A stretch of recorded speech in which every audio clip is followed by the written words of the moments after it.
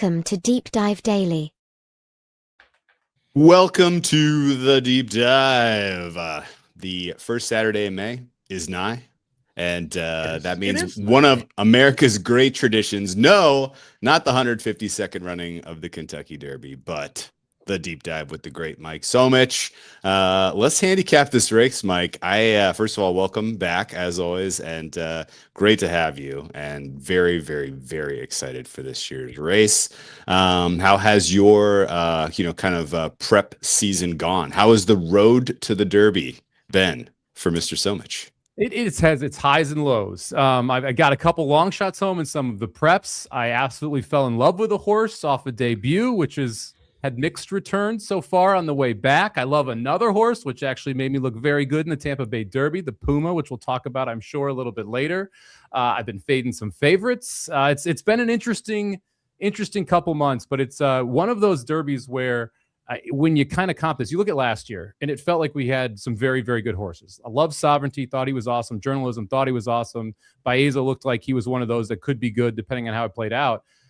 This year, a little different. I mean, we lost a couple of the favorites as we went through the Triple Crown Trail. I would kind of comp this year toward the Mystic Dan year, where it feels a lot more wide open, feels like something crazy could happen. Hopefully, it's the crazy that I'm backing, not the crazy that someone else is. But it feels like this is a very, very fun Kentucky Derby to get at, and one where if you are right, you're going to be able to make some money. I hadn't really thought about that, but you're so much closer to this. It's not like we don't pay attention.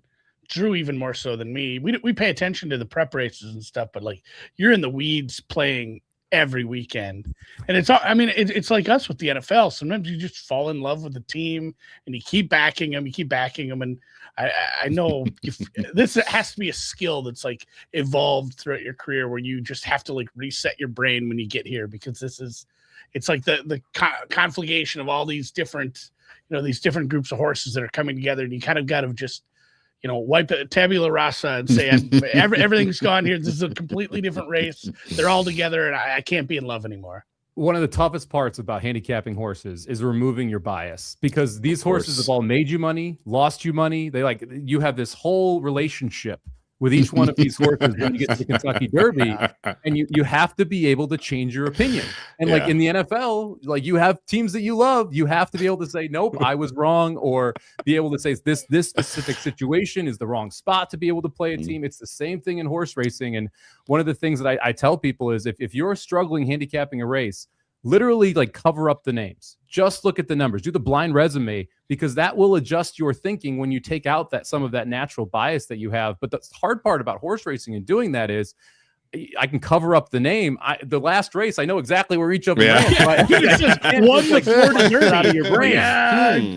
Which one was this again? Yeah, you can probably see the 101 speed figure. You're looking at Commandment, but yeah, there's a lot of ghosts running this weekend on the undercard. Oh man, there's some names that are going to be tough to steer clear of and/or give me PTSD. I didn't even check his No Balls running. Please tell me No Balls is retired. No, he's gone. I mean, that's one of them. Man, I throw my pen often at television screens, at walls, whatever, when I'm watching horse racing. No Balls is probably responsible for a couple holes in my walls when it was poker chips instead of pens. Oh, surely. It's like, any horse but the one here, and we're good for 11G. No Balls, out of the blue, out of the clouds. All right, man.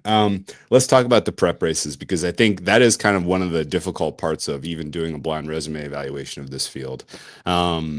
We obviously, if you're new to horse racing and you're listening to this program, I'm sorry, we're not going to hold your hand and kind of give you like why is this race important type of stuff. Just, it's important. And the groups of, challengers coming together from all across the country is always the most interesting. That and the pace, I think, are probably the two most interesting parts of like putting the puzzle together for this race every year.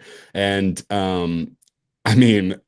I haven't consumed a lot of your content, but I did happen to see your cheat sheet, and I think this is going to be tough not to be a confirmation bias podcast for me, honestly, because I've rewatched the Florida Derby 5 times, and I'm literally like, I guess that's what we're going to rewatch it a 6th time on Saturday. Like, it just feels like there's such a clear gap between Florida and the rest of the group this year.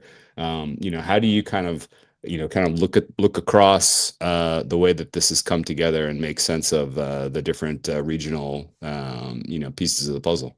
Yeah, I always try and liken it to college basketball. And when you're heading into the tournament, you're filling out your bracket, you lean on conferences, right? You're like, I think the Big Ten's good this year. I think the ACC is good this year, whatever those conferences are. When we're in the Derby prep season, you kind of want to come up with those same conclusions. Okay, is Florida the best? Is California the best? Are the best horses in Arkansas? Are they in New York? And then start building out your win contenders from there, and then see if there's any cross-pollination. And this year, one of the toughest parts about this Derby, we didn't get a lot of horses switching up regions, right? So we saw Further Ado run into Tampa Bay Derby where the Puma won and then go up to Keeneland, but he didn't beat anything in Keeneland. And the horses he beat were from Aqueduct, which is a terrible circuit this year. You don't have any of those California horses that have come across the country. So you're kind of like, where exactly do they fit into this puzzle? And so you kind of have to just rely on your eye test and say, okay, these are the horses that I think, based on the way the pace is going to play out, are probably the best. And to your point, I think it's Florida with a bullet this year. I mean, the three horses that were down in Florida, Commandment, Chief Wallaby, and the Puma, to me are probably three of your four most likely win contenders in this race when you kind of break it down. And iron sharpens iron, right? You want to face good horses. They also project to get some pretty darn good trips when you look through this race as well. And that really plays toward them being successful. They also drew well. When you look at the other competition, there's some real tough draws in here for horses that were considered to have a chance. That's kind of where I'm at with my prep race, like hierarchy. I think it's been, when's the last time somebody from the Wood won this anyway? Like prior to Y2K, I think it has. It's not that far back. Fusayachi. Or whatever it's been a minute. I'm not sure off the top of my head. The Florida stuff that it's crazy because it's been like a decade. I think maybe Always Dreaming. That sounds about right. Always Dreaming was, Florida Derby winner wins the, but they're always, it's still mighty, like Mage. Mage didn't win the Florida Derby, but Mage ran. Yeah, and neither did Sovereignty. Famously. Yeah, it's like, it didn't win, but ran pretty damn great here in Kentucky. Forte was favored before it scratched. Like recently, there's been other decent horses from Florida, and I think my second, I don't know who my second one is like right now. If it's Santa Anita or maybe Keeneland, it's tough. Louisiana's what's your favorite horse from there? Emerging Market maybe. So I'm kind of stuck in the Florida horses as well. Well, and that's part of the tough thing here is that Florida, so you're going to consistently see these cycles of different tracks being the best. And a lot of that is who is getting the crop, what trainers are getting the crop, right? We saw Baffert dominate for a little while for a couple reasons, but he was getting the best horses for a while. And so you were seeing California have that iron sharpen iron thing, right? Right now, you've got Pletcher, you've got Brown, you've got Cox, you've got Mott, all focusing on Florida in a lot of ways. That puts a lot of really good horses in the same spot. And then you'll see some of these others kind of moving around, right? And you got Renegade, who's your post-time or morning line favorite right now coming out of Arkansas. You look at his body of work, it's like, well, who's he beating, right? Like, what horse are you drawing a line to that you say you would also play in the Kentucky Derby against? There's not one. The horse he embarrassed isn't even running. Exactly. Silent Tactic was that the this runner morning? up there? Yep. Yeah. Silent Tactic ran second, and like he won an Arkansas prep, but he was 12-1. And he's run okay, but he's not a horse that would compete with the ones that were in the Florida Derby. And so when you kind of look at it that way, you're like, all right, well, that's interesting. You got Further Ado out of Kentucky. Well, he got beat by the Puma, right? Like that's a problem, right? Because the Puma then runs second in the Florida Derby. And you look at the California horses, and to me, they're one of the more head-scratching situations here. You've got horses like So Happy the 8, who I didn't think would be able to get the distance in the Santa Anita Derby, and very much did, put up a nice buyer, but probably wants to be forward. Patante probably wants to be forward, and that may not be the right trip that you want in this Kentucky Derby. And so you're slowly kind of whittling down some of these horses because of not only who they have faced and where they're coming from, but also what trip do you think they're going to be able to get in this specific race where you do have quite a bit of speed signed on. And as we lose horses from the main field and go into the AEs, that's just going to be more and more speed as well, which forces a quicker pace. Yeah, I think it's fair to lock in Florida as your top power rated college basketball conference of horses. Second is a tough one between Louisiana and California for me. I'm inclined to put Louisiana there just because Baffert did send some of his runners out of California, and they stunk. And so, kind of wondering if that's California contingent is a little bit fugazi, and that basically California, Arkansas, and to a degree further ado, we're going to get into a great detail here because he's a tough decision what to do with. But yeah, I feel like you kind of are picking from the Florida candidates here, maybe a couple of the Louisiana ones, and then everybody else is kind of playing for hope they hit the board, if we're being honest. Yeah, it definitely has that feel. I mean, I have one horse that I'm going to make a case for that's a price that is not a Florida horse, but it's a creative horse to get to. We'll put it that way, where it's not one that you necessarily think of. The Louisiana circuit and the fact that you've got a horse like Emerging Market win, I think is almost a negative, especially when like, hey, we're low. We're low on the California circuit. Well, Pavlovian, who ran a better race than Emerging Market in the Louisiana Derby, ends up running so too, yeah. second that race by a head. I'm not even considering using that horse. Like maybe he can hang on for fourth, but he is not a win contender for me. And you look down the line, and the third place horse, Golden Tempo, maybe he can run up for fourth, but not someone that I'm all that interested in the top side. And so if that's who Emerging Market struggled to beat, how big of a step are we expecting for a horse trying a third time? So all of a sudden we went from this is a really difficult race to maybe there's only a couple horses that realistically can win, which is fun. Yeah, again, confirmation bias for me, at least where my head was. But I want to kind of talk about the state of the odds market. Obviously, these things are in flux. There's fixed odds up now. Commandment and Renegade have kind of been trading back and forth as far as who the fixed odds favorite are, and then Further Ado sits third. We're all kind of in like the 5-1, 6-1 range for these horses, which means that none of them are a strong favorite. The Renegade situation is notable for a couple reasons, and you don't need to comment on this, but please do if you have better information than I do. Man, the ass covering over this cracked hoof thing is in full. It's like the PR mode. Like they hired like the world's best PR team to spin everyone up in that, oh, this is not a big deal. Oh, he's gonna be fine. Like the fact that you have weak times, and he didn't look like he came out of the Derby especially well, the Arkansas Derby especially well to me. Like he just didn't look good at the end of that race. I didn't think, like in the run out.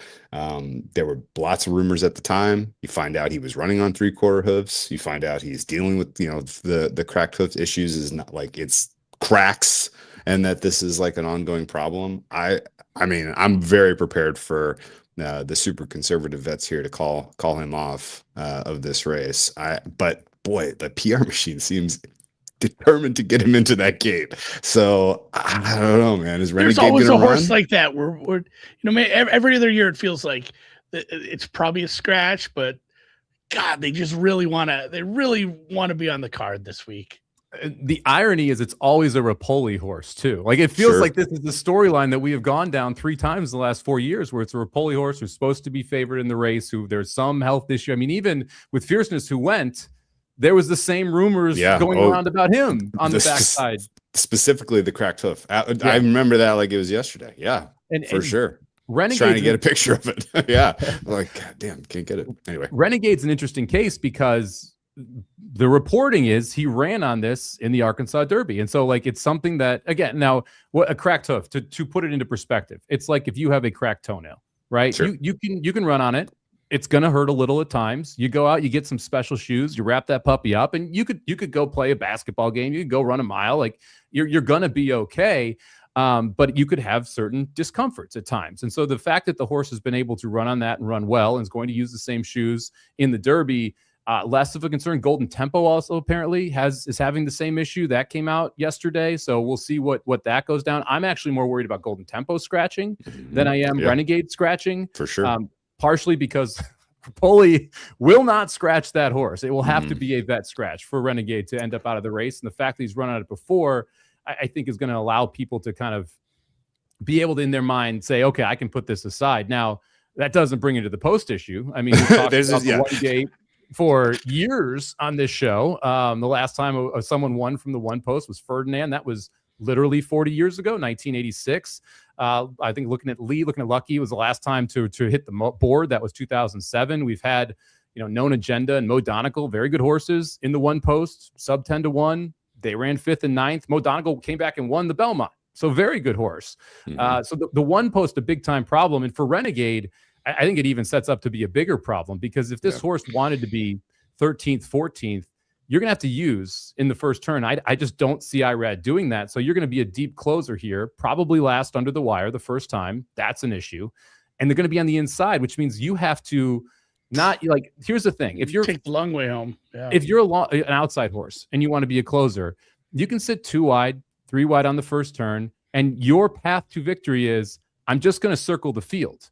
If you're on the rail on the first turn and you're the closer, you have to pick a path, get there first, weave through horses, and find your way outside, or Mystic Dan that shit and go right up the rail and just hope the seas part, right? Yeah. Either way, I think 10-1, 12-1 is a fair price on Renegade, not 4-1. This is a choose your own adventure for why you want to toss Renegade. Honestly, I mean, it's elite. We talked weather before you got in. We talked weather, and and they are sealing the track and trying to keep it fast and firm and whatnot. But there's always these little pop-up storms. If we get any more rain, I think it's gonna be dry, but I'm worried about that. If it is even a little muddy, being 18th, 19th, 20th, trying to run through traffic as an outside closer. Honestly, just rewatch the Mo Donegal Derby, man. Just watch one in that race with Irad aboard, and you're like, this was a great horse, and he had no shot because of the how difficult that path was. 20 horses crash on you. You're it's not as bad as it used to be, where you start breaking into the rail. Now what they have the new 20 gate. 20 slot gate or whatever, but it's still a disaster. So you can choose to toss him because of his draw. You can choose to toss him because he's actually not that fast. You can choose to toss him because he has cracked hoofs, or I guess let me go back to the not that fast thing. Not that fast thing. I was negative. I was not a positive. I was following pretty closely, and I'm like, the Arkansas Derby was not a very competitive race. He was not bet super aggressively against Silent Tactic, who apparently was also dealing with his own shit. But like, it always felt like Nearly was the Pletcher horse that was getting all of the support in the betting market. He went off as the favorite in the Florida Derby, if I'm not mistaken. If Pletcher's horse Nearly turned out to be a non-compete against the top 3 in Florida, how the hell is Renegade going to do it? That is definitely part of the concern here, because Pletcher was higher on Nearly than he was Renegade. That's what I remember. Pletcher was going through the Florida circuit with Nearly, because that's his home track. That's, if you go back to Pletcher's Derby winners, like, they're generally going to go through Florida, because that's where his best crop is. That's where he is. That's where he is training horses, not a subsection of his barn with an assistant trainer. And so, yeah, that's a concern. That's a problem. Like, he got the perfect setup. Everything went right in the Arkansas Derby. It just, to me, we got one super important unexplained question. Then, why the hell did Irad pick this one? Well, he's determined to go for 10. He's trying to set a new mark. I think that for some of these, you do have to look forward, and with Irad, specifically with Rapoli and Pletcher, you got to know where your bread's buttered, man. And I get it. You want to win a Derby and you can make a decision, but I don't know if Irad necessarily, it's very likely, we'll put it this way. It's very likely that he committed to this horse out after the Arkansas Derby before he was on Further Ado. And he can't really say to Pletcher and to Rapoli, hey guys, peace out, figure it out. Now you have to play roulette with whoever's going to be your jockey versus the connections for Further Ado. And so you have to look at a little bit of the long game here and say, he's going to be riding for another 15 years, right? Like, he needs to make sure he gets these mounts every single year with these specific connections. And that's kind of why he ended up here, because he had his choice between Commandment, Further Ado, and Renegade. In theory, realistically, I think it was always Renegade. So I'm not taking too much into the jockey roulette of this. Drew, real quick, back to Louisiana. He was aboard full effort too, by the way. Anyway, go ahead. Yeah, go ahead, Andy. I have a little connection here with the if we have a Louisiana Derby prep horse that wins, there's a little bit of a trend. Do you know the last time? Unless I have this wrong, Mandaloon. Yeah, And then before that, win by elevation. and then what's the it called? Before that, elevated when they elevate him. So Was it Country House? Was it? Yeah, we got two. Before that was we got two that were House. winners but came across the line second. Yeah, and I don't think either of them even. Mandaloon was Country House at the Country House Louisiana technically won the Derby because the DQ to maximum security happened in real time. Medina Spirit cashed all our tickets for us, and then got qualified afterwards. I don't remember Mandaloon winning anything. Yeah, that one was. I don't remember that at all. We tell this every year, but I was standing in line, and it was funny to watch like 40% of the people in line just go back to their seats or leave. We'll circle back to Medina Spirit because there's a Medina Spirit in this race that we need to get an opinion on from you. All right, the other. We'll get to the Florida ones in more detail, but we got to talk about Further Ado. A lot of people have been calling expectation that this will close as the favorite. Not sure. He has run the two fastest races of this group as a 2-year-old and as a 3-year-old. They were both at Keeneland. Do you want the positive case or the negative? I don't know, man. I just kick the shit out of people at the Bluegrass. All I see better than winning a bad race close. Look, man. Yes, that's true. If you don't already know what a bounce is in horse racing, look it up. You're gonna find a picture of Further Ado. This looks like textbook. He's not going to be able to repeat that effort. I don't know. He's a March full. Maybe he grew up and this is just who he is now. He's the super horse in this field. I don't see it. I don't think 18 was an especially good draw for him. He's going to get sucked out with that speed from 16 and 17 and now great weight on his outside. He might go way faster than he intends to over the first half of this course. I am in the spot now. Isn't he 17 now? He's in 17. He's next to 16. Never won a Kentucky way Derby. Better now. I'm saying like where he ended up, I think was pretty bad. I think he would have much rather had like, I don't know, like the 4 or something like that. I don't know, like 6, 4. Like he'd rather have Commandment spot, I feel like. But anyway, I don't know is there hesitation for you tossing him? And like, honestly, price could be just enough of the reason, right? If he's going to be 5-1, 6-1, I don't think that's good enough against this group. What do you think? He's honestly the toughest horse in this field for me. The one I've gone back and forth the most, because you can make the arguments. Okay, look, he has run, like you said, the fastest race at 2, the fastest race at 3, but they were over the same racetrack and he beat absolutely nothing in those races. Like the second place horse, Ottenho, lost by 11 lengths to Talk to Me Jimmy, who no one even knows who that is. The previous might be in this. You could have made that horse up. It's the same distance that he lost to Further Ado. So you can make the case that, hey, look, Further Ado, like his one over Churchill Downs, that's a huge positive. That was his worst 2-turn race, though. Like that's a problem, and it beat nothing in that race. So to me, it's tough. And the post I don't love for Further Ado of the contenders that I'm semi interested in. He is the one who probably needs to be closest to the pace.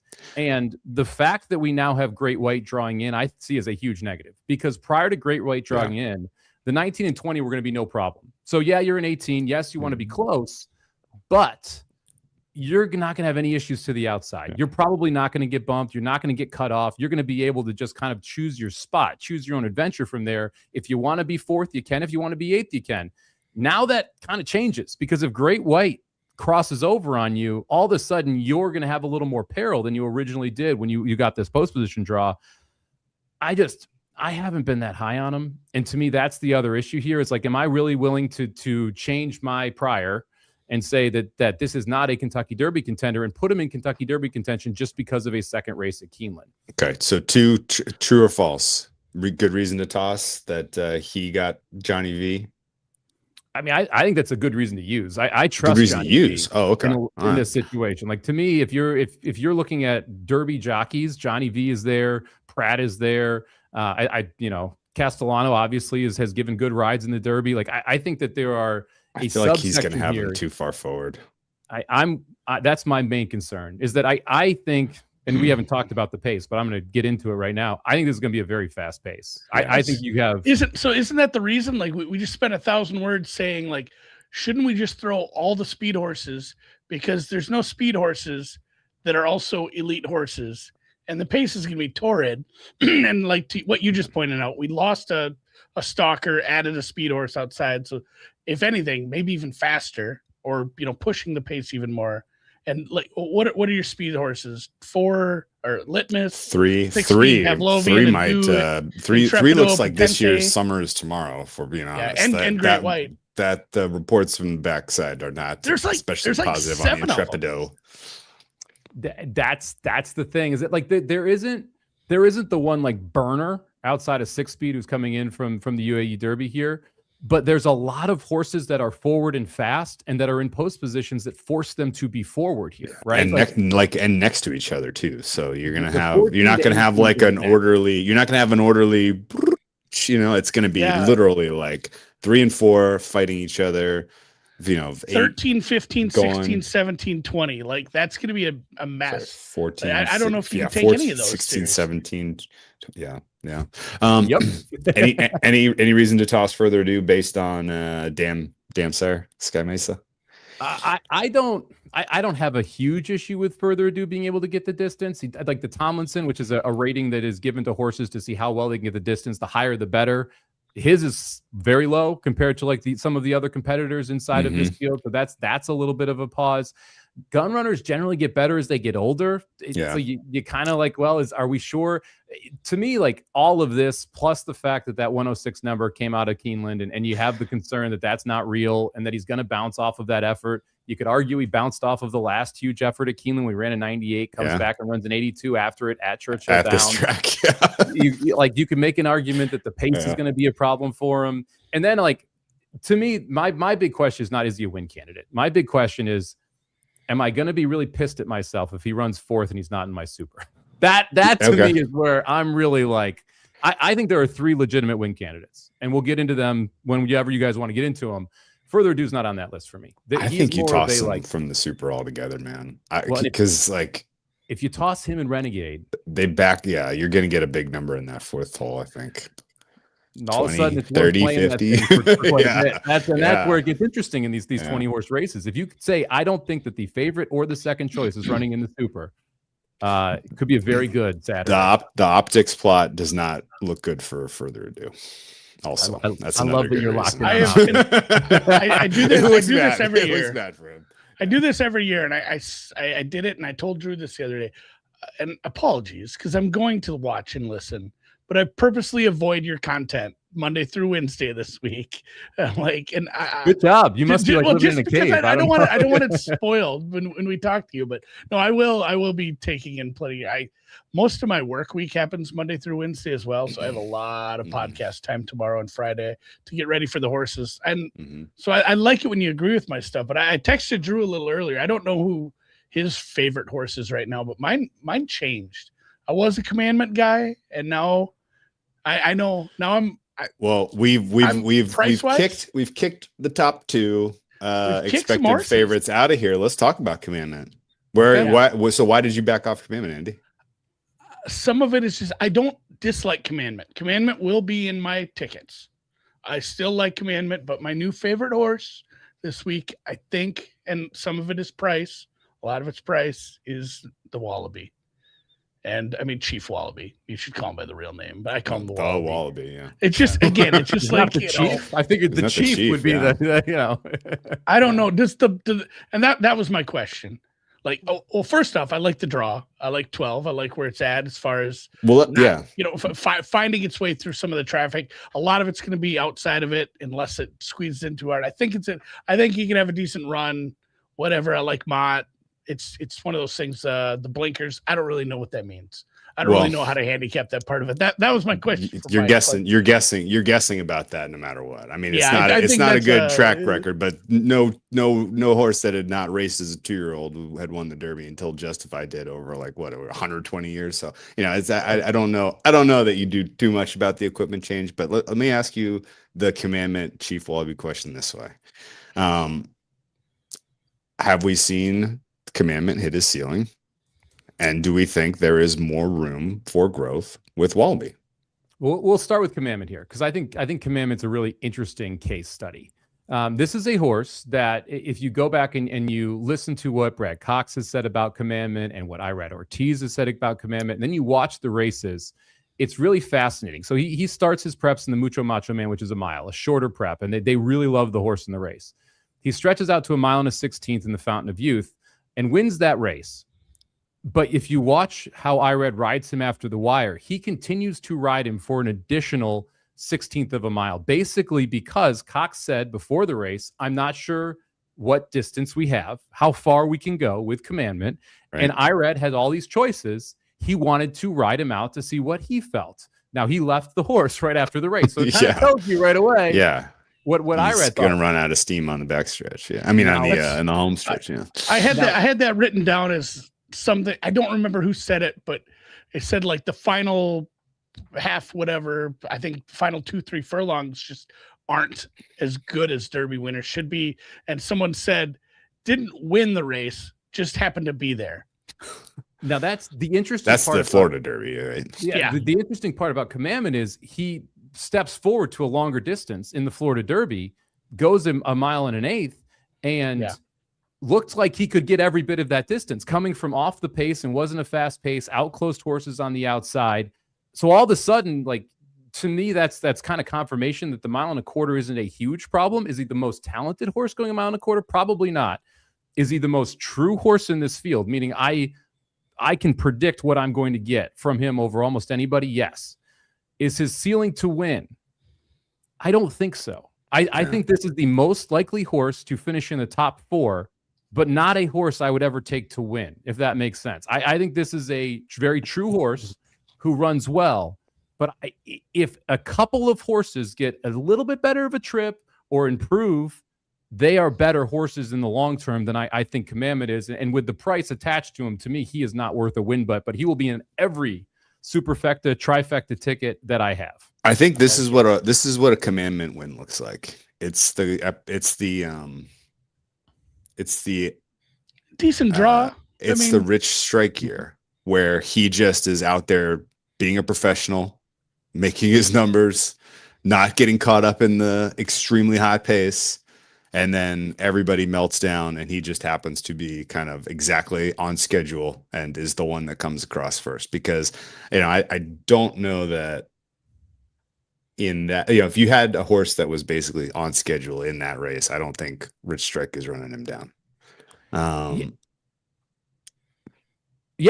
think the Rich Strike comp is interesting. But I would actually comp it to the horse that finished second that year. Oh, okay. Well, I can't was it Zantna's no, Epicenter? Epicenter, yes. Epicenter, another one where gonna hit the board. Darn good guy. Darn good horse. Someone else is gonna beat him, right? And that to me is the same thing here with Commandment, where I expect him to be in the mix. I expect him to be there. Essential Quality, I think, is another good example. A horse that is going to run his race. Yeah. Probably is not going to be good enough to win, though. Like there's something, someone's going to step up, something's going to go just a little bit wrong, and if it's not perfect, I don't think Commandment gets to the wire first. Okay, Wallaby has room to grow though. I'm in love with the workout stuff though. I don't think you have to even go there to get excited about him. I do a podcast, Beeson at the Track. The minute Chief Wallaby crossed the line breaking his maiden, I texted our producer, said, pull that clip, that's your Kentucky Derby winner. Nice. He beat the Puma that day. And if you go back and you watch that race, Alvarado completely in hand, just holding onto the horse, and Chief Wallaby just runs right by Puma like he's standing still and easily opens up. You go to the Fountain of Youth, where he runs second to Commandment. Chief Wallaby is wide on the first turn, wide on the second turn, makes the lead, and then you can kind of see that, hey, maybe not mentally there yet. Slows down a little bit, and Commandment gets him on the rail, and then he re-engages, right? Mm-hmm. And then he pushes forward. He was more talented than Commandment in that race. No question. You go to the Florida Derby. He's sitting close to the pace. He's sitting right behind horses. He doesn't look comfortable. Then he goes out around the far turn. He's forced to try and split horses in the lane. Again, you can see the growth. If you watch the head-on, every time Puma comes out, he goes out. Every time Commandment comes in, he goes in. He just doesn't cut the difference. Mm-hmm. That's why they're adding blinkers. All of these issues are what blinkers try and prevent. Now, there's downsides to adding blinkers. He could take off. Palace Malice added blinkers in the Derby and just shot to the lead and was absolutely done. That's the one big concern with adding blinkers, that he is more hyped up out of the gate. If he gets out of the gate and is able to sit, I would like him in like 12th, 15th, somewhere in that range. Sure. I think he wins this race going away. I think he's the most talented horse in this race. Yeah. The question is, does that equate to a win on Saturday? And I sure hope so, because I've got some very big numbers on Chief Wallaby to win this race in the future. Two other observations I'd like your thoughts on. Obviously, the trainer jockey combo. Don't have to go back far in history to find great success. Last year, they kind of know what they're doing. And just in general, like the signal with Sovereignty, pretty much like, kind of using the Florida Derby as a true prep, not like hey, like let's take this thing down. It did feel to a degree like Wallaby was sort of treating the Florida Derby that way, like this was a growing experience for him. I thought it was interesting that the market was pretty cool on Wallaby at the Florida Derby. Like he was the morning line favorite because everybody was like, whoa, he was the better horse than Commandment at the Fountain of Youth, like you mentioned. And they were like, he's going to take another step forward, and we just don't know that Commandment has another step forward. And I don't think anyone thought the Puma could do what he did on the return after like such a short break. And so that was a little bit of like and nearly got bet like he was like, so he knew the final result, which was really like, oh man, maybe I'm a little, I was expecting too much out of Chief Wallaby here. Like I made cool my jets a little bit. And then after watching the race, like you see all the rookie shit you're mentioning, like it was pretty clear, like he's got a long way to go to learn. But this was a good learning experience. And I felt like in the same kind of thing you mentioned about Commandment and what they did at the Fountain of Youth, or the Macho, the Mucho Macho, where they kind of tested him to go a little further. I felt like the run out from Wallaby at the Florida Derby was like, oh shit, like he's ready for a mile and a quarter. Like he looked like he was not ready for that race to be over. And I was like, okay. That's one of the biggest arguments for Chief Wallaby. So the gallop out is what they call it after the wire. His gallop out made those others two just look like they were nothing. I mean, and he breeding wise wants every bit of a mile and a quarter. It looked like he wanted a mile and a quarter in the Fountain of Youth. It looked like he wanted longer when he debuted at 7 furlongs. Like he has all the stamina in the world to be able to stay there. And if he is able to have that kick that we saw in that first race, and even the Fountain of Youth, or what we saw after the wire in the Florida Derby, if he can put it all together, I think he should be the favorite. Now, the problem is we haven't seen him put it together, and that's why he's not the favorite, and that's why you shouldn't bet him if he was the favorite. But that's why we're going to get a nice price on him. But he's 14-1 right now in fixed odds markets. I'll just say that he's 14-1. Is he really that long? And with some of the training hype too, I do wonder if he's gonna see Saturday money, and I want to bet him with our friends in Costa Rica rather than our friends at. I don't even know which. Oh, TVG. I'm entirely expecting to see a huge disconnect between his like running price and the will pay on the Derby double with him, because there's no way you can't see it if you are putting it together. I don't think. I mean, we haven't even talked about the Puma though, and I think that's the opposite was true in the Florida Derby. Like Puma looked like he was like, thank God that's the wire. To me. He looked like the least like able to come up with anything else. And, he got bobbed, and maybe that was because of the quick turnaround off of Tampa. Maybe he just doesn't quite have as much stamina. I don't know. I mean, the bloodline's a little bit better for Wallaby. I mean, just the improving buyers and the money already on him. It just, somebody likes him. People are going to like the Puma. Well, the guy that bought the Puma has been blasting him in the pool. Yes, so that'll get washed out. That'll get washed out. That'll get watered down big time. Okay. Michael, and I'm going to mispronounce his last name, so sorry out there if you're watching this podcast. Michael Rubioni, something like that. That sounds right. He paid $2.5 million to buy into this horse after the Florida Derby. And bet $20K, which is like a drop in the bucket compared to what you just paid for the freaking horse in the win pool, like right snap when it opened. And so we're on election night here, like 1% of the returns in. Yeah, that little town in New Hampshire is checked. We've got 400,000 of a $50 million pool in, and the Puma's the favorite. So maybe that'll change. Did you hear that Swift and Kelsey are in on the Puma too? I did, and this is all like if it's true, and I don't know for sure if it is. I haven't like actually seen any verified reporting. But if Swift and Kelsey are in, and look, the name of the Puma is kind of freaking cool. Let's just be honest. It's a good name. horse name, right? Oh my god, is it a looker? Like and man, I could see the Puma taking a lot of money here, and I don't think we're going to have a clear-cut favorite. That's the other part of this. Like I think that Renegade is not going to be a clear-cut favorite. I think Further Ado is going to get bet. I think Commandment's going to get bet. I think the Puma off the name is going to get bet. I think Chief Wallaby is probably 10 to 12 to 1 when they break from the gate. I do think you get double digits on. I mean, that's what happened to Sovereignty last year too, though. Like Sovereignty got blasted in the double pool, but then was way bigger than I would have thought. Just going off in that race. As an aside, I think it was 7-1, 7-1, 8-1. It was like in that 7.5. Yeah. We're talking about the favorites here. I think this is a lot of revisionist history on Sovereignty, by the way. Probably not going to be. A lot of people knew he was going to win last year. A lot of people knew he was going to win last year. And last year's Derby was real easy. That's the nice part about doing 21 hits. I could actually back it up with a video. It was an easy one. 30 videos. This is a toss horse, an absolute toss horse. It's not going to be close, but is Great White the biggest horse ever to run the Derby? Completely unanswerable question. But it's like over 1,300 pounds. It's a massive beast. Properly named. Giant white horse. Like this is not like it's just a huge white horse. I actually liked this horse in the bluegrass and did not run well. I actually think he actually can handle the dirt. This is just a terrible spot for him though. So I got no interest, but he is huge, which again, that could be a problem for a horse like Further Ado, because if Great White breaks well and you have this monstrous ass horse who's coming over, get cut off by a Hummer, and you're like, whoa. All right. So is the Puma going to be on the top of your ticket with Wallaby? Yes. Really? They're two of the three horses that I think can win. Man, if the Puma beats the Wallaby, I'll be shocked. And I feel like the read on the Florida horses is very straightforward, and they are in order: Wallaby, Puma, Commandment. And that it probably lands that way at the top of the try, or the read on the Florida horses was just overstated. It's one of the two for me.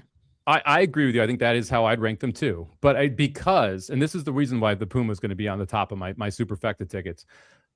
Let's say that Chief Wallaby does not handle these blinkers well. Sure. Let's say that he doesn't, right? Like, let's say, let's like fair. You guys always talk about what's the probability of something, I was just going to ask, what's your percentage chance? Right. He breaks with the speed horses, doesn't know what's happening, and fucks his run. Yes, and all of a sudden you're in a bunch of trouble and he can't win the race. If that happens, and I don't think it's not a non-zero chance that happens, right? We're probably talking like 30% chance that he completely screws himself because he's got blinkers on. If that's the case, then I want action on the Puma. I think he's the next best horse. I think his Florida Derby twofold. Like I think that he kind of got surprised the Commandment was coming from the back. And I also think that he made his move way too early. Sometimes horses make the front too soon. And when you look at how they handled the Puma, specifically in the Tampa Bay Derby, this is the same connections as Mage. They're going to do the same thing in the Derby. This is going to be hold back and just make that huge ass run around the far turn. Don't care about going wide. Just get through, get clean, and see if you're the first horse to get to the line. And I don't mind that style of a trip for this horse specifically, because being clear, it's for Chief Wallaby, that should be the plan too. It's like sit 3 wide on the first turn in 15th, and then just be clear heading to the lane. Don't have to deal with traffic, and just hope you're the best horse and no one just ridiculously out trips you on the rail. I want a piece of the Puma if this goes bad with Wallaby, because I do think he's a legit win candidate. It's worth noting that, as Andy mentioned, the training runs that Wallaby has put together with blinkers on, he has looked like your Kentucky Derby winner. He has looked very strong. And there is a lot of wise guy buzz around Wallaby. And probably, like, I would say, kind of a little bit uncovered, little negative whispers about the Puma. A little bit. I mean, what happens is that, like, when you get into the Kentucky Derby workout sessions, right? If you are not the best horse ever, you kind of get pushed to the back a little bit, and the Puma's just kind of been the Puma in the morning. Now, I like Delgado, not exactly like the biggest. I'm going to key him up, run the fastest workouts ever. You didn't like Mage. You weren't hearing anything about Mage tearing up the track right before the Kentucky Derby. Not a word. Not one of those trainers where I'm overly concerned about it. And also a quote unquote smaller barn trainer, not Pletcher, not Cox, not Baffert. not going to get as much attention in a lot of cases in the morning workouts because of that. Okay. Let's hit a couple of the bases here, and then we'll build out our super. We haven't mentioned the California horses at all. We haven't mentioned the name Bob Baffert other than in the context of Medina Spirit. He has two horses in this race. Litmus Test, who looks like the easy toss, and Potente, who is he was the most expensive buy of all of these horses.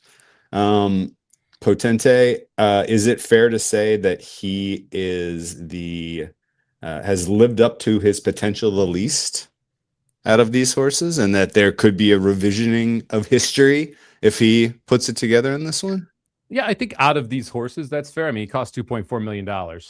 So that's, that's a problem when you've made 200,000 and you're 20-1 in the Derby. So you would have hoped to get a little better return on your investment at this point. So I think it's fair to say that at this point, he is the most, the least, the horse that's not lived up to the potential the most. Now, my problem with both these horses, and So Happy as well. I know people are talking about So Happy, and I think So Happy deserves a bigger discussion. Potente and Litmus Test need to be forward, period. End of story. Yeah. Like if they're not top 2 in the first turn, they don't have a shot at winning this thing. And I don't see Litmus Test staying on, and I don't see Potente being able to stay on either. So to me, both of the Bafferts with this specific pace, it's a pretty easy horses to leave off ticket. So Potente is threatening. Too, I saw question marks on like, would they let him sit back a little bit? Like, isn't that a worse run?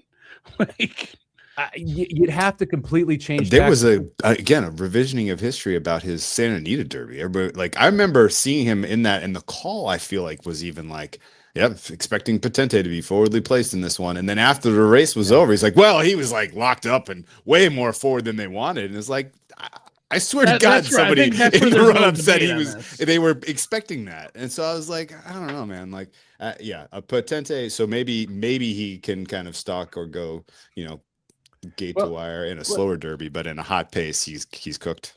Look, if this was the Medina Spirit year, where like there really wasn't any other speed, and that's why we picked Medina Spirit and talked about Medina Spirit, then Potente completely has a shot here. But if you look at his races, 45 and 3 to the half, 46 and 3 to the half, 46 and 3 to the half, forward in all 3 of them, just ran a 57 and 4 workout at Churchill. That's ridiculously fast. There's no shot you're getting him to run a 48 to the first half in this race with 20 other horses when he's all hyped up. Like it's just, I don't see any world where he's able to sit off enough here to have enough kick to be able to beat these other horses home, especially considering like he beat a Robusta by a head. Like, like that's not good. Like, it's hard for me to get excited about him. The one California horse I think you could make a case for if you wanted to would be So Happy. I had distance concerns about So Happy going into the Santa Anita Derby. I thought there were distance issues in the San Felipe. He's another one who, like the half-mile times, he's not been in the lead, but they've all been very fast. He's always been very close. I just don't see the trip that he is able to get here. I don't see him being able to sit in 8th and being able to win this race and hold off some of the deep closers after going 46 and change in the opening half mile. He's got sprinter blood. Like he does have sprinter blood. Run Happy was an elite sprinter. Yeah. Right now, Blame on the bottom, very good stayer, but I just. I think he beat a pretty soft California group, and his trip is going to be closer to the pace. And for me, staring at these horses that are closer to the pace, I don't want to be any of them in this race, especially on top. You can put So Happy in 3rd, 4th in the Super. I just hard for me to put him on top. I think there's one California horse worth betting on Saturday. He's in the Pate Mile though. He's not in the Kentucky Derby. I was going to say, I tried making cases for. He's pretty good. I tried making a case for Intrepido. It's like you see the progression of the speeds. That's broken. Can't do that. Fast as hell right now, but I don't think it's elite enough to go out to the. I mean, because it feels like if one of those California horses is leading at the quarter, I think it's him. And if you gave me Intrepido stalking, you could tell me he could be in like 9th, 10th place on that first turn and not be all hot and bothered in his head. I'm all in. I think he could run 3rd, 4th in this race, maybe even 2nd. That 45 work. I mean, you just he's way too jacked up. Doesn't know any other way. Citizen Bull did that last year, if I remember right. we get like one every couple years. I remember Citizen Bull ends had a well. work that was like a whoa, and Baffert was like screaming in the backside. He was so pissed. Yeah. And it was like, well, I guess his race is over. And it was Thursday or Wednesday or whatever. Anyway, I think it's similar. I think was it Mullins? I don't think they were happy. They weren't happy. No, Oh, he was furious. no. Oh, yeah. He was furious. Yeah. He, the report or the interview after the workout, it's like, we didn't want to do that. We thought he was going to go 48 and he went 45. Yeah. Not great. That's why I was saying he had like summer is tomorrow vibes, at least in terms of like his demeanor back there. He's a little amped up to be able to handle it, the pomp and circumstance. Flexing a little too early. All right, let's talk about another inexperienced runner that I can kind of already tell from an earlier answer that you don't have a lot of a lot of respect for, but I mostly just want this answered, Mike. Fuck is emerging market doing here? Like, why? That he finishes that Louisiana Derby, and that was the most classic. Oh well, Chad Brown's got a real threat for the Preakness kind of moment, and yet he points him at the Derby instead, with just 2 starts under his belt. Which, oh by the way, like you want something that is even less positive signal than blinkers, change of equipment. It's it's only running 2 starts in your career before running in the Derby. Now both of his runs were wins, and they were both in pretty decent fields. But why is emerging market here? I think Chad Brown is probably asking the same question. And the answer is Paladin's not here, and his other top horses aren't. He's had really bad luck. It looked like at one point he could have 3 to 4 Derby runners, and we're sitting here with emerging market, who debuted at Tampa and had very little expectations on debut, and beat a horse that Pletcher actually had a lot of expectations for in Power Shift, who then came back and just spit the bit. His second time out was terrible. He put emerging market into the Louisiana Derby because I think he was thinking, hey, this, like, at that time Paladin was still on the Derby trail. He's like, this is my Preakness horse. I'll get a race in here. I'll be able to move him into the Preakness. Mile and 3/16. Like, this was telegraphed by Brown. And then Paladin moves off the trail, unfortunately injured, and Brown's like, well, still got one. Like, and I think that is legitimately why this horse is here. And I just.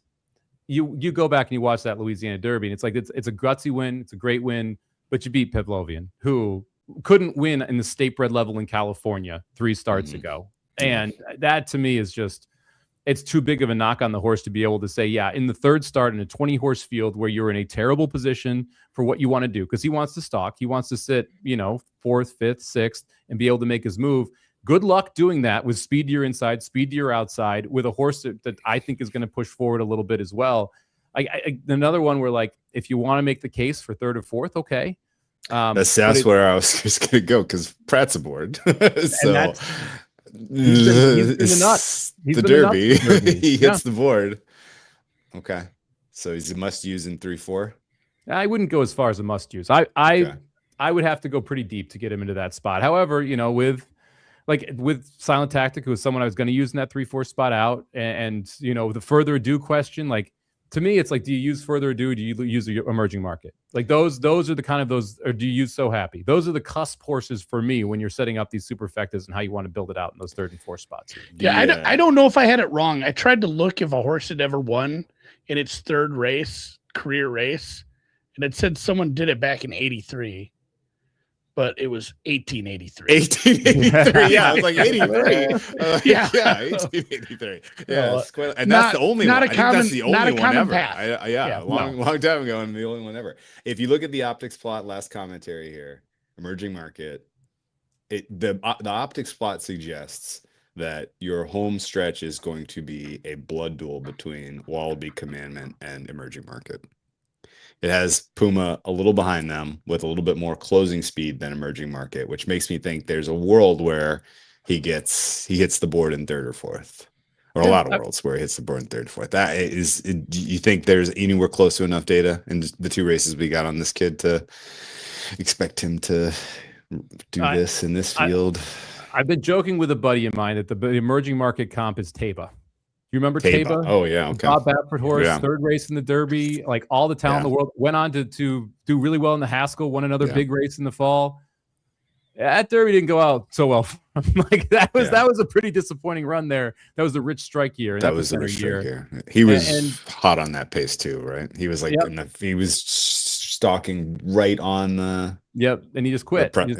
He was in a good spot turning for home. He just didn't have it. I'm kind of worried that's the same thing we're going to see from emerging market here, where a horse that was close to a 46-1 last time and a 47-3 on debut. Like what are we going to get from this horse?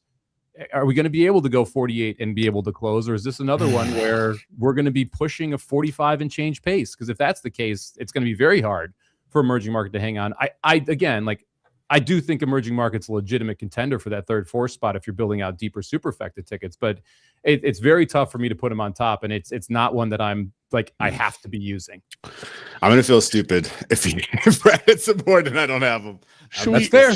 Should we build out a super here there, Drew? So we have we have one uncovered question, which I think people deserve an answer. We have not mentioned any invaders. Of the Japanese horses. And there's one whose times would suggest you have a horse that is as good or better than Forever Young, and yet some people in this room don't surprisingly little buzz about Danon Bourbon. Are you going to feel stupid if this is ultimately the best 3-year-old and he goes on and has a stomp North American campaign? Well, there's 2 unasked questions because I still haven't mentioned who my 3rd win candidate is. You guys haven't figured that one out yet. You still haven't uncovered that tile. You have a 3rd win? Oh, okay. I do have a 3rd horse that I think could win the race. I'm out on the Japanese horses this year. I don't think this is that good of a crop. I don't think this is a Forever Young level horse. I know who your 3rd horse is. We've had a lot of issues with these horses coming over here. It's been well documented. I think this is a good enough field. I think the crop in Florida is good enough that it would take a very good horse to come in and win the Kentucky Derby. And I like this horse is, you're mentioning not getting buzz. It's not getting the Forever Young level buzz, but it is down to 12-1, 13-1 in the early markets off a 20-1 morning line. So is still taking money in some places right now. I can't get behind him.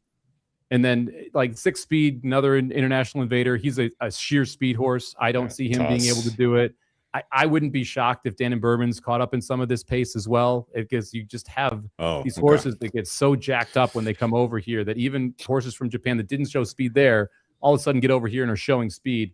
Do you think there's any takeaways of his times relative to Forever Young as a 2-year-old, 3-year-old? No, I watched this horse and I'm not as impressed. To me, that's the main thing, is that when I visually watch him run, you know what you got to do? Take the video and flip it. it's like watching Tua throw left-handed, and you're like, "Good Lord, what is going on?" I don't know who your third horse is. I got a good guess, but I got one more kind of thought or question about Danon Bourbon. I've been corrected a lot this week on that. Danon Bourbon. It's not Gogurt. It's not the Gogurt. Yeah. They didn't take him to Saudi Arabia and the UAE. And that felt a little intentional. Their thought was, we have a better chance at the Derby if we just stay in Japan, take that qualifying spot, and then ship. And they made some very intentional decisions on shipping that I found a little bit strange. I was like digging into that. I was like, is there a travel angle here? Why did they do what they did? To me, it all feels pretty thoughtful, which again, suggests that they may think they have a better chance than the general public. Do you read into any of that at all, or do you think that they're just a little inexperienced and they're just kind of along for the ride? Well, what's the saying? The definition of stupidity is doing the same thing over and over again and expecting a different result. Sure. We've seen these Japanese horses go to the UAE route and it not go well. Yeah. Why not try something else? Right. And we've seen US horses struggle their first race back from the Middle East. And so it's hard enough to ship from Japan to the US, let alone to ship from Japan to the UAE to the US. I think this is a very good experiment for a horse but I don't think the horse is good enough. But I do think that when we have a Japanese winner, this is likely what happens, is that you don't go through that UAE route. You just come over from Japan because it's less taxing on a horse. Just saying that, he also flew to from like Tokyo to Los Angeles to Chicago and got on a bus and went to like Churchill. It was crazy. Some aspects of it were a hot a mess. hell of a carbon footprint. They took their sweet time doing it also, which was a little weird. But okay, there's one other tendency breaker here. I wanted to cover this one quick. Albus. Wait, no, analysis on Albus was the wood was slow as shit. He can hit the 4. He can be the bomb in the 4. The final tendency breaker on Denon Bourbon. He's a Kentucky horse. Mm-hmm. Yeah, it's a U.S. bred horse. That's true. His sire. I'm looking at the record here. Pretty good, in general. Pretty excellent at Churchill Downs. Yeah, Max. Any signal there? Very good Churchill Downs horse. Street Scent, the grandfather. Very good Churchill Downs horse. Tap it on the bottom. Like this is what we're seeing. We're also seeing more mares go to Japan from our racing, which means you're getting more of the U.S. bloodlines into Japan. Sunday Silence, a U.S. horse that won the Derby, the Preakness, and then the Breeders' Cup Classic in '89 is one of the main sire lines over there in Japan. Again, you're just seeing more of because Japanese horse racing has grown so much. You're seeing more and more U.S. horses be purchased here and moved there, or become sires, or become mares there. It's still not trained to run U.S. races, and that to me is one of the bigger struggles here. Because you get over here, the gates are different, the crowd is different, the style is different, the direction is different. And I'm not a big direction guy, but it is at least a relevant point when you're making the units are different. You know, all kinds of reasons. They're going meters. Yeah. It's like what's they're going meters mile, instead of miles. What's a furlong? Furlongs. All right, man. That's all I had as far as potential wins. But you buried one of your leads here. I'll let you have it. If this is a pace melt year, the door is wide open for you. It is wide open for the 20 full effort, who is 20-1 on the board for Brad Cox. This is a horse that you go back and you watch the Jeff Ruby Stakes. It was on synthetic. This horse was flying. And you go back to the race before the Battaglia Memorial. The horse was just gobbling up ground late, ends up not being able to get there. Great White kind of got the jump on him.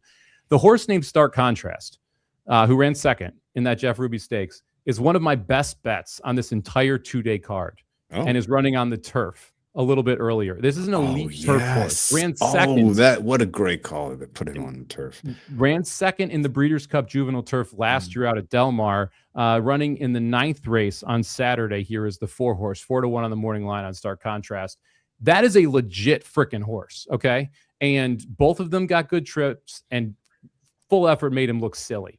Final Gambit last year ran up into 4th place in the Kentucky Derby. Full effort is better than Final Gambit, like exponentially better than Final Gambit, and is now jumping into this race. We haven't seen him on dirt. That was the Cox horse too, right? Yeah, Final Gambit was a Cox horse too. However, Liam's Map on the top side, pretty good dirt horse. The grandfather Unbridled Song, very good turf horse. The Dam Side, the grandfather, awesome again. Pretty good dirt horse. Won a Breeders' Cup Classic. Like everything kind of fits in here. Half brother to Power Squeeze. There you go. I didn't know that. Good call. I got that in my notes. I just pulled up my full effort notes. You look at the workouts.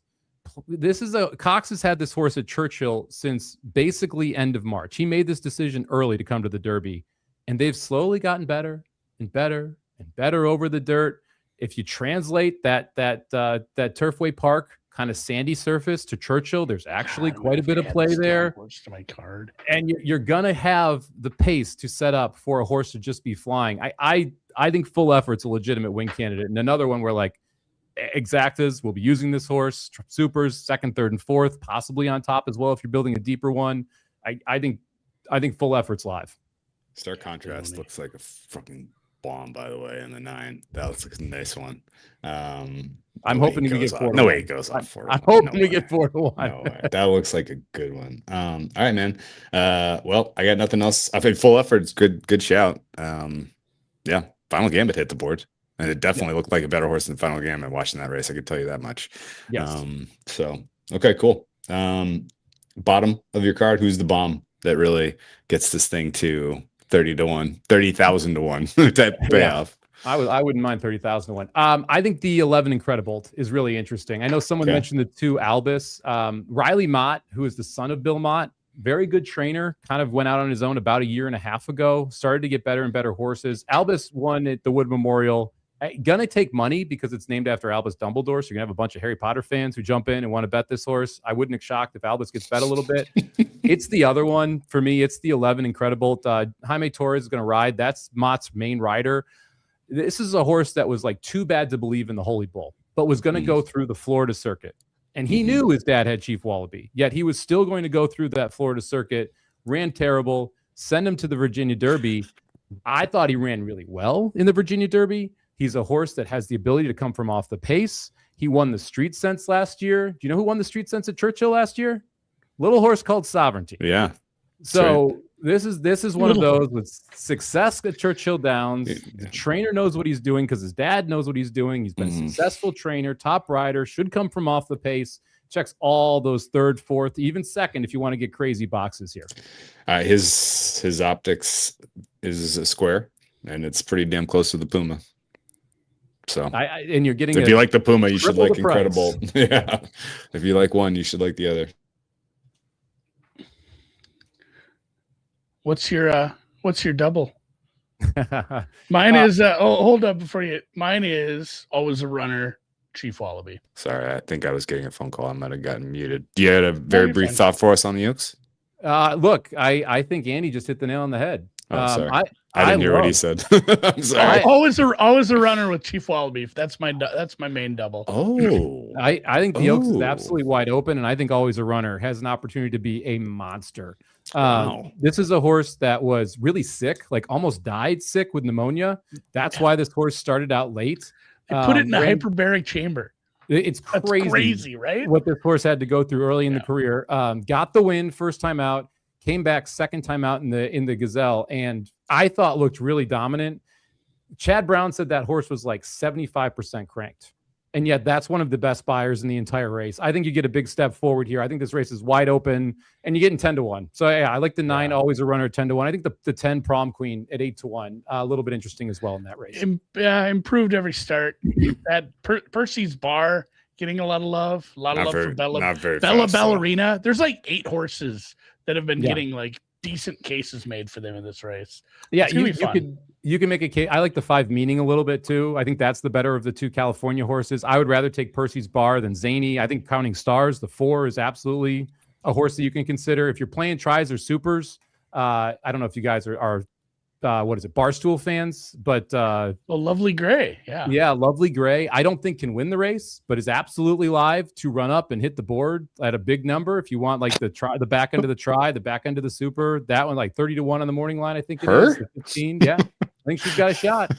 Okay. Synthetic. It runs a lot of synthetic though, I think. That's scary. Well, the speed numbers are scary. They're like she needs to improve. Yes, but there's a lot of speed. There's a lot of speed in the Oaks. And then if she's the one who actually can run late, I think she's got a shot at being able to run up into the super. Oh, the Oaks is killing me, man. I feel like I'm gonna crap my 20 cent Derby City pick 6 is going to go down in that one. I feel like I don't know. Did you mention Pashmina too? That's another one. She ran well in the Gazelle. The distance is a concern, but it's another one where the buyer improved every race. That's one of those where it's like if you're playing always a runner, you play Pashmina under underneath. Yes, you could. Pashmina is a speed horse, and that's where like I tactically I think she has more trouble here than Always a Runner does, just because she wants to be forward. And a lot when you have these 14 horse fields, and we're gonna have 14 in the Oaks, you kind of have to make sure the trip is right. And Pashmina, I think, gets a much worse trip than Always a Runner does here. Okay. Any strong feeling on some of the undercard races? Ali Sheba, you got a call? The Ali Sheba, I like Baeza, but on or against Baeza? I'm on Baeza. Okay. However, if I'm going to bet that race, I actually think that the 8 horse is the drought from a numbers perspective here. So right now, Baeza is 5-2 on the morning line here. This is Friday, race number 9 on the card. The 8 horse Corporate Power is 10-1 on the morning line. If Corporate Power stays at 10-1, that's a win bet for me. Wow. He is a horse that had like super high expectations. It was in Fierceness's class. The horse ran second in the Curlin, went into the Travers, lost to Fierceness, Torpedo Anna, Sierra Leone. something went wrong. Had literally a year and a half off, switched barns from Shug McGay to Steve Asmussen, came back in an allowance, ran well, jumps right up into grade 2 company, set the track record at Fairgrounds and lost by a half length. It's like that guy in the marathon the other day. If you even run back to that race, I think he can win, let alone if he improves. And this is third off a year and a half layoff. I think it's logical that you could say that number actually makes sense. And you're going to get a price because most people don't think he can double it up. Okay. I dig that. Can I give you a crazy one? Fire. This is a not for the faint of heart. Race number 7 on Friday. The number 1 Maytown is 20-1 on the morning line.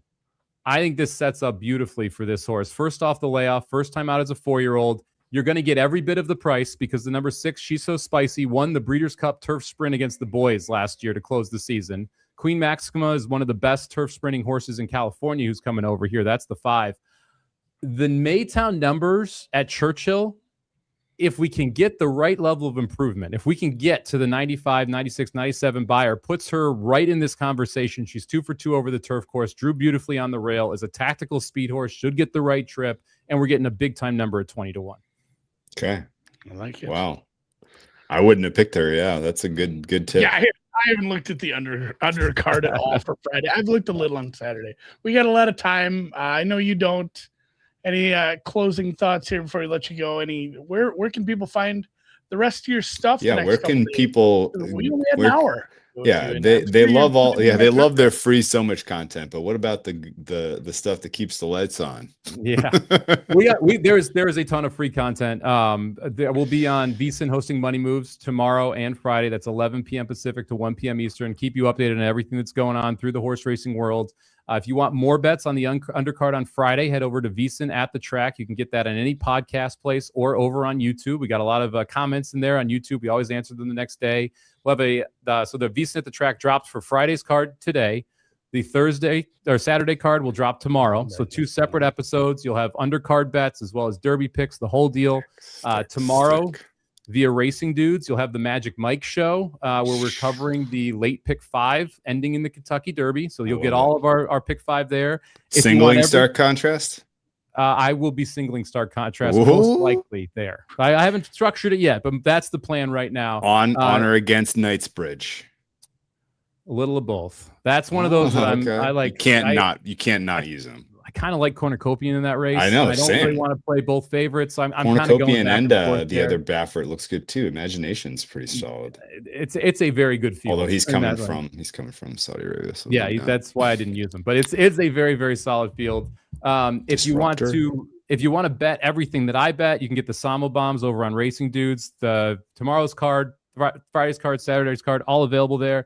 And if on Kentucky Derby Saturday, if you want to listen to the content live, Patrick Maher and I are going to be on Mad Dog Sports Radio from 4 p.m. Eastern to 8 p.m. Eastern. So taking you right up to the race at 7 and giving you instant reaction, heading into the Preakness right afterward. We'll talk NBA, NHL playoffs there as well. So check out Mad Dog Sports Radio on the day of the race as well.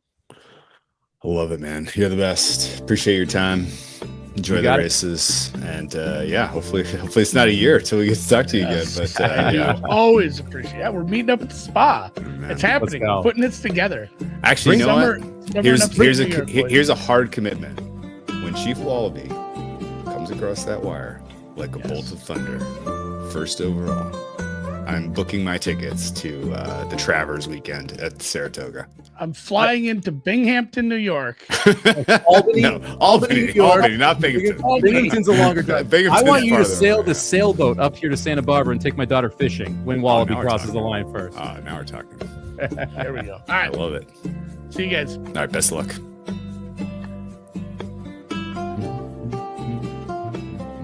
You got it at the end because I don't have control. Just jamming out here.